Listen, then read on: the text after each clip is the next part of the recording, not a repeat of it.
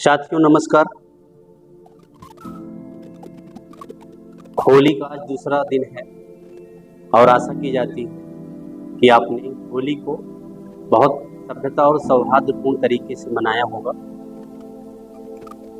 इन्हीं शुभकामनाओं के साथ आज हम फिर आपके सामने प्रस्तुत हुए हैं और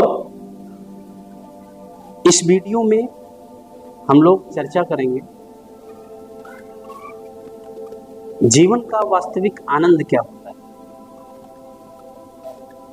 और ये टॉपिक इसलिए डिसाइड किया गया है कि आज आनंद पाने के लिए लोग किस किस तरीके से, किस किस दिशा में, जिसमें तो ना भविष्य दिखता है, ना सभ्यता दिखती है, ना आचरण दिखता है, ना संस्कृति दिखती है, जिस तरीके से ये आनंद हमारे भविष्य के सुखमय जीवन को बर्बादी की तरफ ले जा रहा है, उसी की चर्चा हम इस वीडियो में आज करना चाहते हैं। साथियों,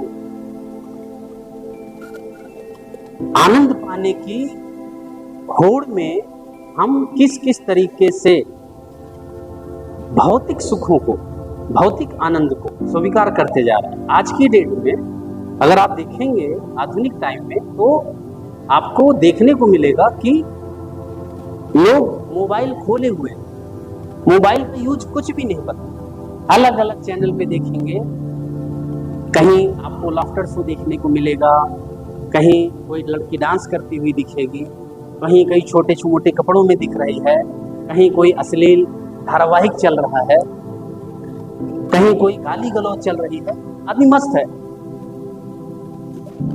लेकिन क्या आपको पता है कि इस भौतिक आनंद से आपके समाज में, आपके परिवार में आने वाले टाइम के लिए ये किस तरीके से एक बहुत बड़ी बीमारी का रूप ले सकता है।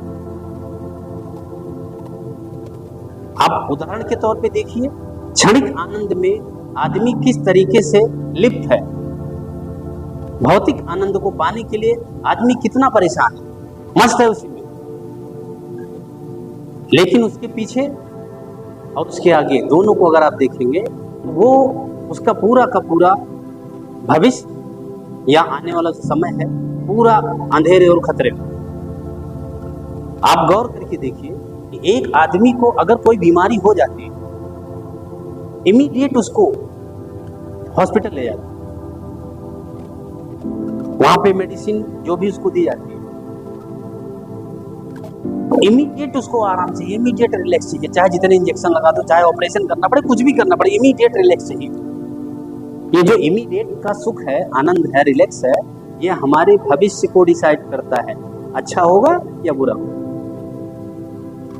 एक छोटे से एग्जांपल से मैं आपको समझाना चाहता हूं। वहीं पे सेम दूसरा एक छोटा सा क्लिनिक है जिसमें आयुर्वेदिक दवाएं होती, होम्योपैथिक दवाएं होती, जो ये चैलेंज करता है कि अगर आप इसको प्रॉपर 2 महीने, 3 महीने, 4 महीने लेते हैं तो जो आपके अंदर बीमारी है बिना किसी साइड इफेक्ट के जड़ से खत्म हो। लेकिन 4 महीने का जो ये कष्ट है, ये नहीं समझ में। क्यों? क्योंकि हमारा जो मन है, हमारा जो दिमाग है, ये क्षणिक आनंद में ज्यादा विश्वास रखता है, इसको ज्यादा मजा आता है क्षणिक आनंद। आप ऐसे एक साइंटिफिकली सोचने का प्रयास करिए कि अगर किसी बॉडी में फीवर आया, बहुत तेजी से आया, या कोई दूसरी बीमारी, कोई भी बीमारी आई, 24 घंटे में अगर उस बीमारी के प्रकोप को 24 घंटे में अंग्रेजी दवा रोक लेती है, कंट्रोल कर लेती है, इसका मतलब वो कोई नया गड्ढा भी खोद रही शरीर।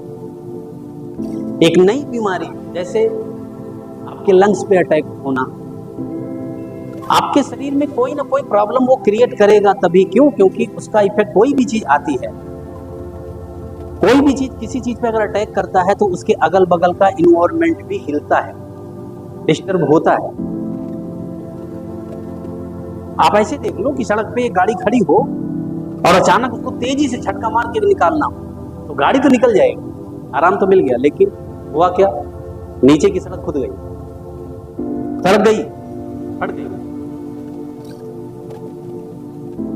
लेकिन अगर उसी गाड़ी को निकालने के लिए कुछ ऐसे प्रयास किए जाते हैं कि ज्यादा पावर लगा के धीरे धीरे अगर खींचा गया होता तो शायद गाड़ी भी निकल जाती, वो भी सेफ हो जाती।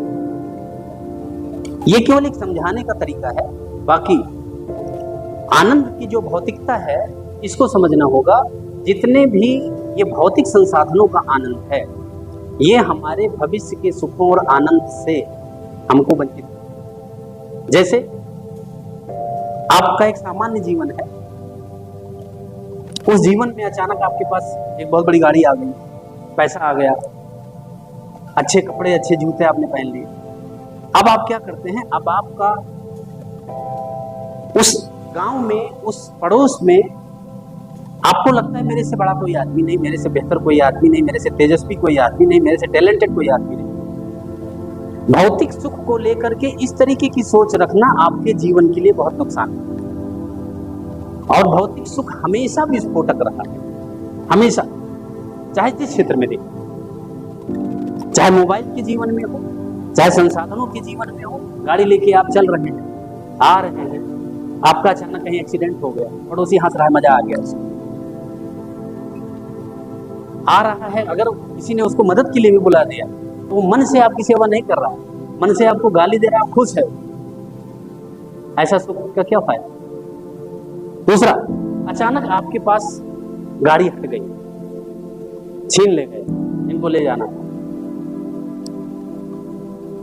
वो सुख सुविधा, वो व्यवसाय या जहां से भी ये सारे भौतिक संसाधन आपने इकट्ठे किए थे वो माइनस में जाने लगा।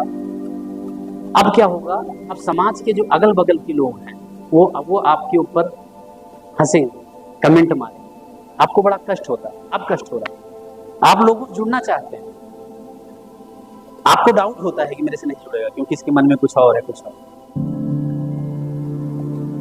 इसलिए हमेशा अगर आपको अपना पूरा जीवन आनंदित रखना है तो भौतिक आनंद से बेहतर है सामाजिक और धार्मिक आनंद, उसमें लगाओ, उसमें आनंद की खोज करो। आनंद दोनों में है, तीनों में। उसमें क्या है, उसमें भविष्य का एक पेड़ खड़ा हो, आनंद का पेड़ खड़ा हो, परिवार है, परिवार से अगर आप कनेक्टेड हो, समाज से आप कनेक्टेड हो, खुशी ढूंढने की जरूरत नहीं है, उसी में मस्त रहेंगे, मिलेंगे। लेकिन अगर आप भौतिक सुख की तरफ जाते हैं तो एक टाइम के बाद आपके सारे रास्ते अंधेरे में हो जाएंगे, आप अकेले परेशान हो, आपको समझ ही नहीं आएगा। फिर आप कहेंगे भगवान हमने ऐसा क्या किया है कि मैं बहुत परेशान हूं। तो भगवान ने कहा कि हमारे द्वारा बनाए गए सिस्टम में आपने आनंद नहीं ढूंढा था, अपने द्वारा आपने आनंद की खोज की थी, तो इस रिजल्ट के लिए भी आप ही जिम्मेदार हैं। इसलिए साथियों, इस वीडियो के माध्यम से मैं इतना ही कहना चाहूंगा कि आनंद, अगर आप और आपकी पीढ़ी, आपका परिवार, आप चाहते हैं कि आने वाली पीढ़ी दर पीढ़ी आनंदित रहे, खुश रहे, तो वो सभ्यता और संस्कार में, वो शिक्षा में।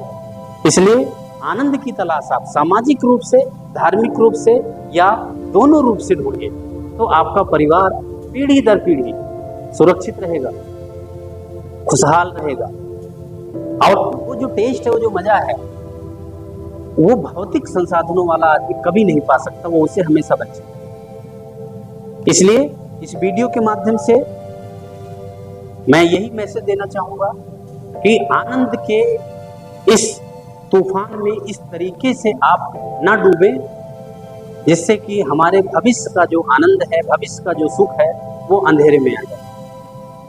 धन्यवाद।